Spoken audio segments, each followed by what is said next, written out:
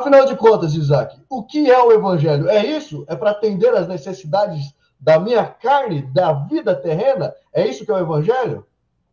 Eu falei sobre isso num vídeo recentemente, né? E é uma vergonha, né? Uma igreja que se diz cristã abertamente negando o evangelho, porque ele está falando que não é para ficar falando todo dia que Cristo morreu, que Cristo nasceu, que Cristo morreu, né? Ou seja, que morreu por nossos pecados. Esse é o evangelho, né? Mas uma coisa que eu gosto de fazer, irmãos, um exercício legal para se fazer é o seguinte: a verdade de Satanás o outro oposto da verdade de Cristo, né? Se é que nós podemos chamar de verdade, né? Porque na verdade nós podemos dizer que a verdade de Jesus, a verdade é de Jesus Cristo, e a mentira, que é o extremo, o outro oposto, o outro extremo, ela é totalmente antagônica à verdade do Evangelho, né? Então, olha só que reflexão para a gente fazer aqui, para a gente começar. Quando o Fernando menciona que o Evangelho é o poder de Deus para a salvação daquele que crê, então o falso Evangelho ele é o poder do diabo para a condenação daqueles que não creem. É antagônico à verdade de Deus. É o poder maligno que engana as pessoas e que faz todo tipo de distorções. E por que isso é interessante? Veja bem, o diabo ele atua em diversas esferas. Tem gente que pensa que é só o ateísmo que conduz à perdição, né? Ou somente quem está na Umbanda, ou em outras fés, né? Não sei se eu posso falar aqui. Nós temos liberdade para falar, né? Nós Fica à falamos a vontade. verdade de Cristo, né? Mas é somente quem professa religiões variadas aí, né? Que não o cristianismo, que está condenado. Mas é um tremendo engano isso, porque na verdade Satanás, o maior engano está muitas vezes dentro de igrejas que se dizem cristãs, porque é uma mentira camuflada de verdade. E disso as escrituras vão nos falar que Satanás ele não é muito que seus ministros se transformem em anjos de luz, porque ele também se transforma em anjo de luz para enganar as pessoas e que faria sinais, prodígios, maravilhas, inclusive para enganar as pessoas, né? Então é simples assim. Se Cristo, olha só um outro exercício mental para quem queira pegar um outro caminho, um outro atalho que não o caminho de Cristo para a salvação. Se Cristo é caminho, verdade e vida, este outro caminho que estão pregando é perdição, mentira, engano e morte. É simples de entender. Todo caminho que não é o caminho de Cristo. Cristo é caminho. O outro caminho é mentira, é engano. Perdição, né? Perdição. A pessoa que acha que está no caminho, mas ela está perdida. Então, Cristo é o caminho. Quem está indo nesse outro caminho, ele está perdido. Ele está fora do caminho. Cristo é verdade. Quem está indo nesse outro caminho está na mentira, está no engano. Cristo é vida. Quem segue um outro caminho que não é o caminho de Cristo está morto nos seus pecados. Nunca, nunca nasceu de novo. Nunca. E se sabe de uma coisa, irmãos? Por isso que é importante a gente ler as Escrituras, mas ler o tempo todo, meditar na lei de Deus, na palavra de Deus, de dia e de noite. Porque tem coisa que a gente às vezes passa despercebido. Principalmente quando a gente já teve uma mentalidade condicionada por um sistema que distorce as escrituras. Então você acaba tendo uma lente ali que ela é falha, ela ofusca a verdade do evangelho. Então a gente precisa debruçar nas escrituras e ler, e examinar as escrituras dia e noite, né?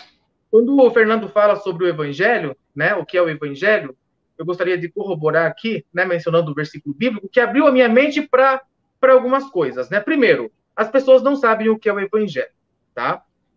Muita gente não sabe o que é evangelho. E isso não se restringe à congregação cristã no Brasil, tá? É que a congregação cristã no Brasil, ela se enquadra no que a gente chama de seita, né? E aí você vai ter todo outro tipo de igreja, você vai ter igreja cristã, que às vezes sabe o que é evangelho, mas que não dá tanta ênfase e as pessoas continuam enganadas também, entendeu? Tem todo tipo de coisa, né? Mas não é só irmãos da congregação cristã no Brasil que não conhecem o evangelho. Muita gente, em todo tipo de lugares, né? Às vezes até dentro de igrejas bíblicas, né? A pessoa ainda não entendeu o que é o evangelho.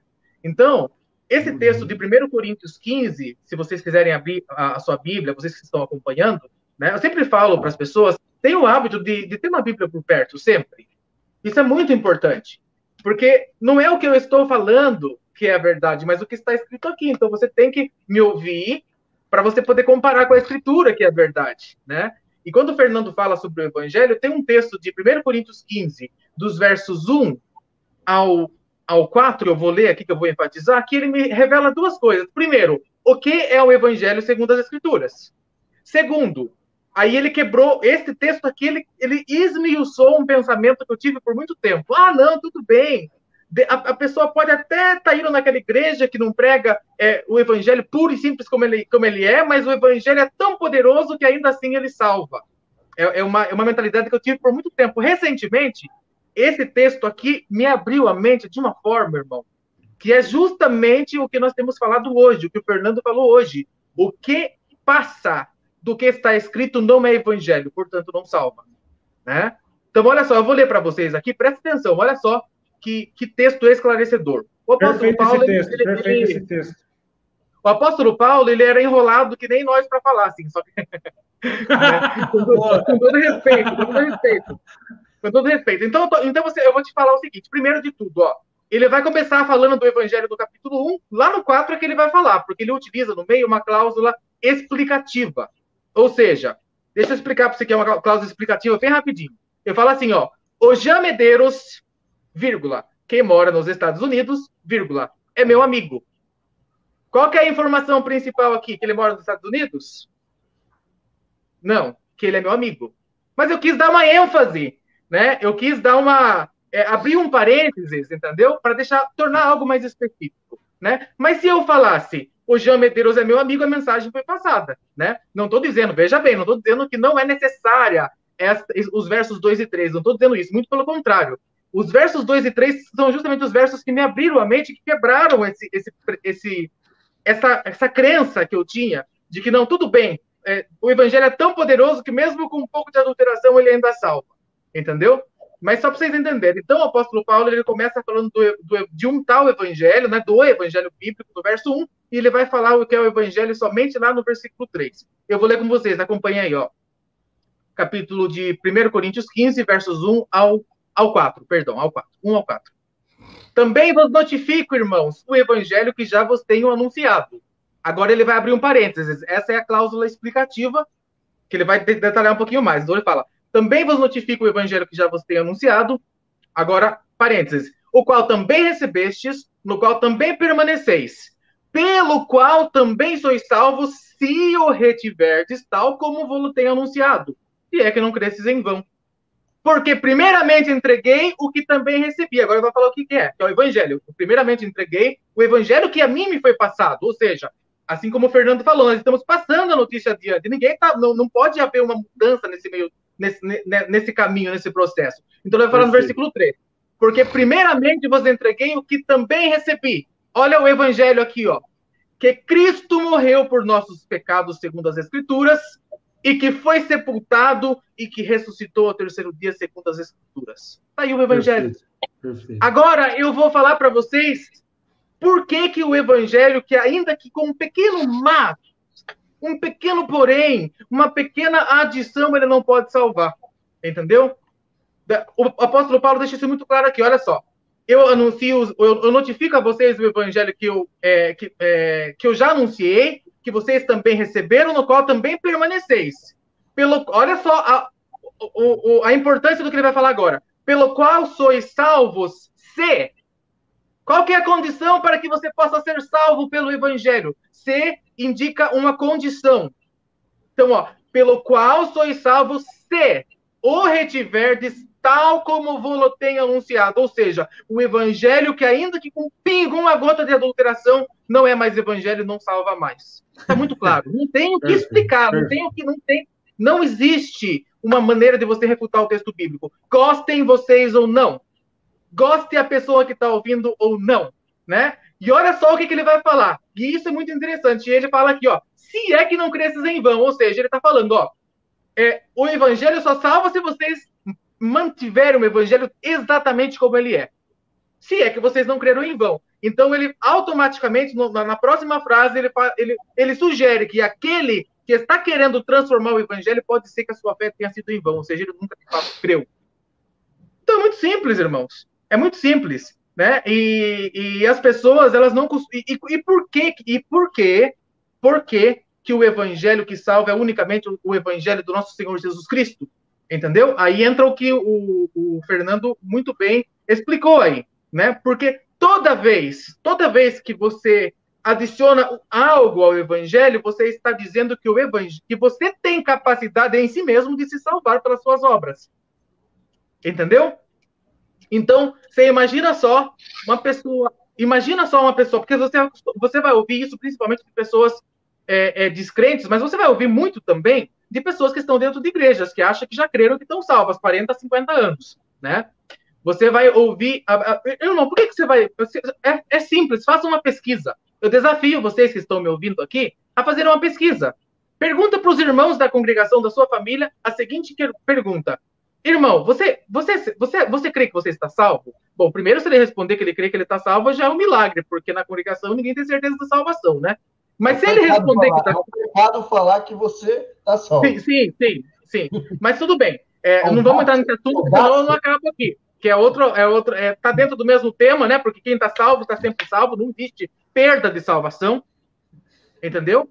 Não existe perda de salvação, isso é mentira, isso daí é outra coisa que não tem nada a ver com o evangelho. Porque você imagina, você está morrendo afogado lá, e aí o salva-vidas, né? Que tem a função de te salvar, ele vai lá e não. E aí o que acontece? Você morre. Aí você vai falar o quê? Ah, não, a culpa do cara que estava morrendo afogado lá. Você vai culpar quem? Né? Então, será que o nosso Salvador não foi eficiente na sua obra? Né?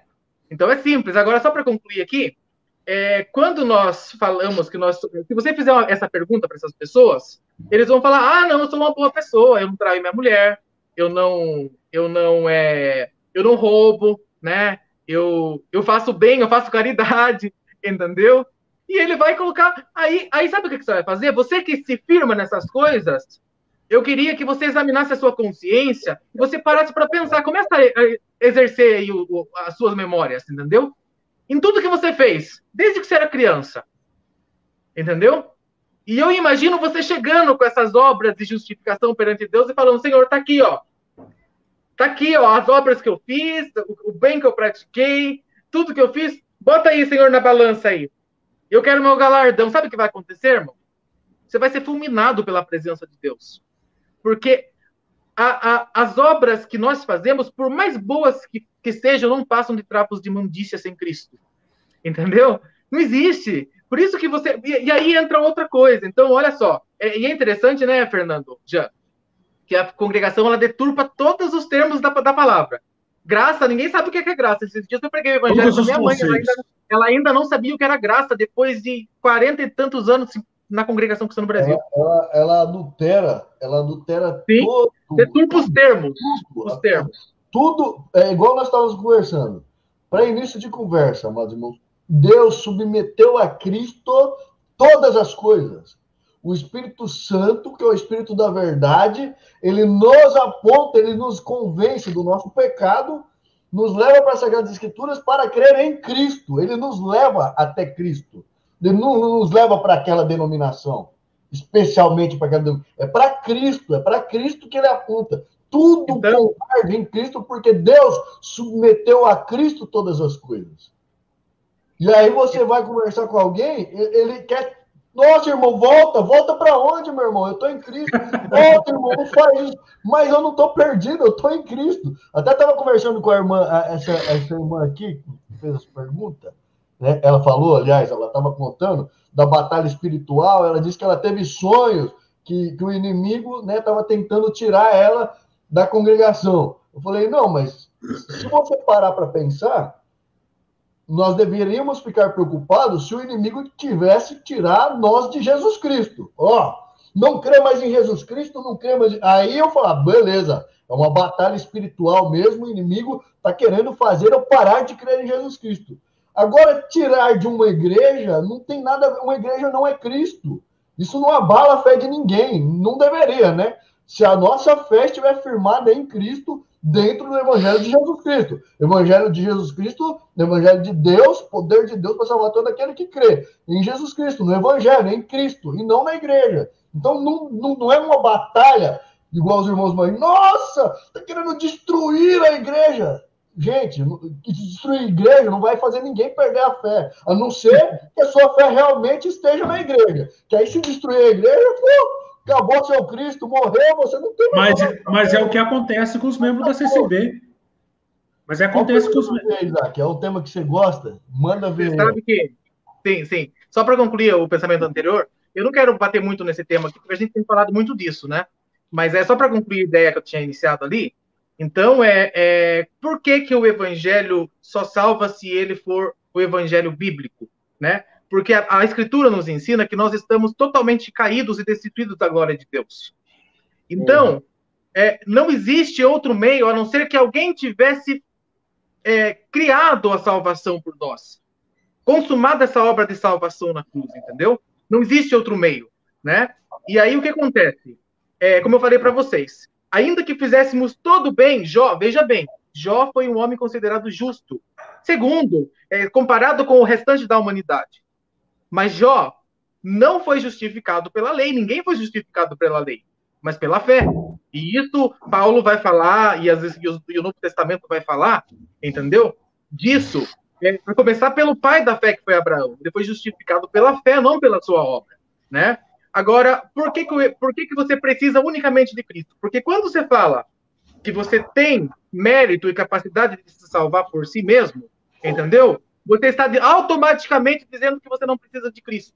Olha só o que Paulo... E o mais curioso é o seguinte, o argumento da congregação cristã no Brasil é tão tolo, é tão idiota, é tão antibíblico, e demonstra claramente a falta de conhecimento desses ministros, porque a justificativa deles, pelas quais a CCB é a graça de Deus, é justamente a única coisa que descaracteriza a graça de Deus como sendo graça, que são as obras.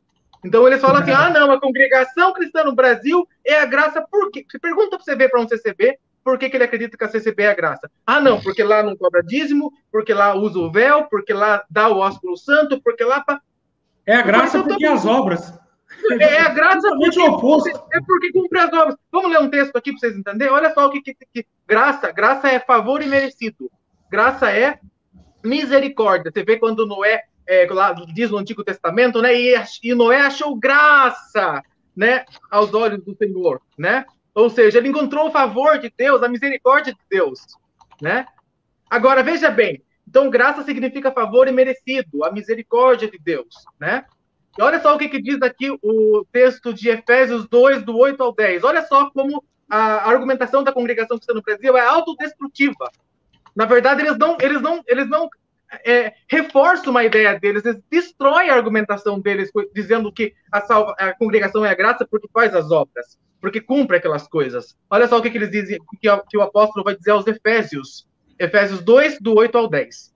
Porque pela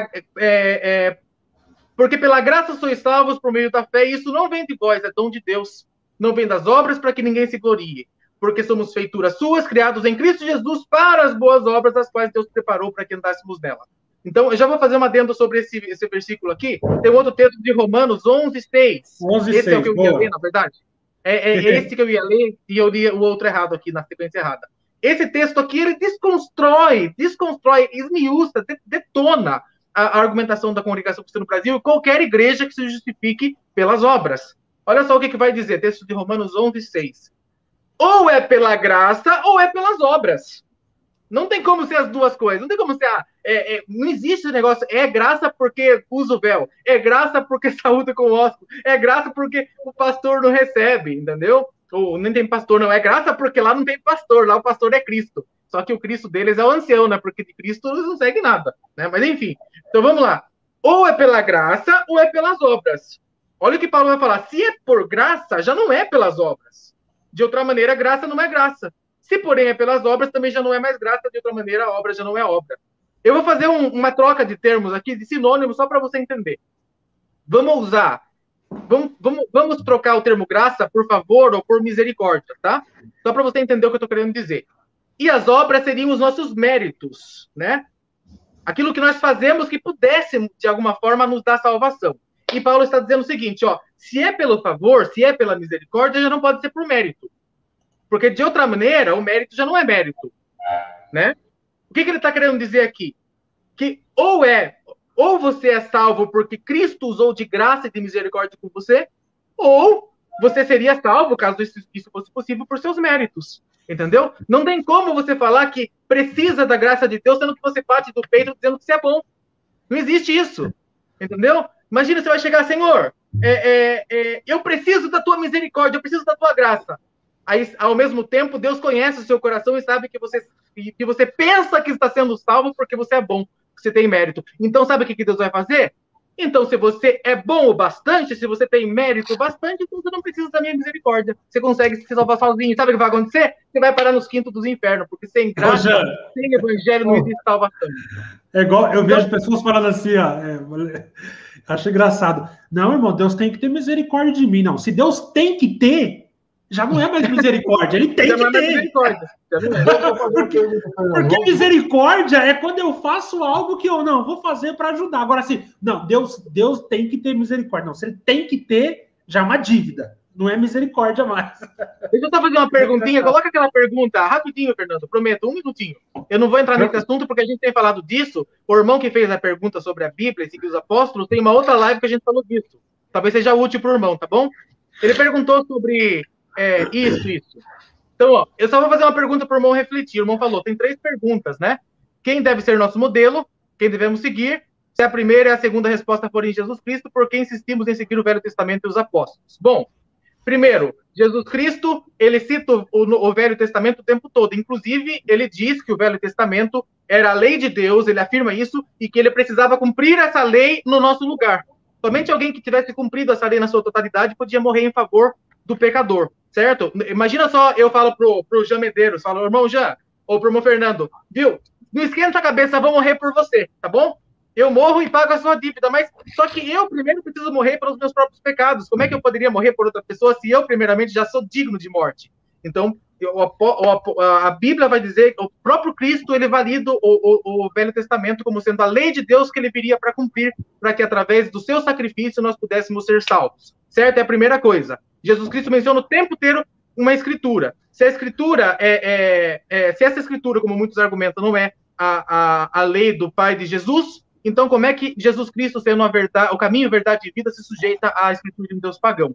Não sei se essa é a sua linha de pensamento também, mas caso seja, já está respondido, tá? Segunda coisa, o irmão faz uma pergunta que é autodestrutiva em si mesma. Você fala assim, se o nosso modelo tem que ser Cristo, e se nós devemos seguir a Cristo, por que insistimos em seguir os apóstolos, tá? Vamos na segunda parte. Eu quero perguntar para o irmão, como é que você descobriu a respeito de Jesus Cristo? Quem contou para você?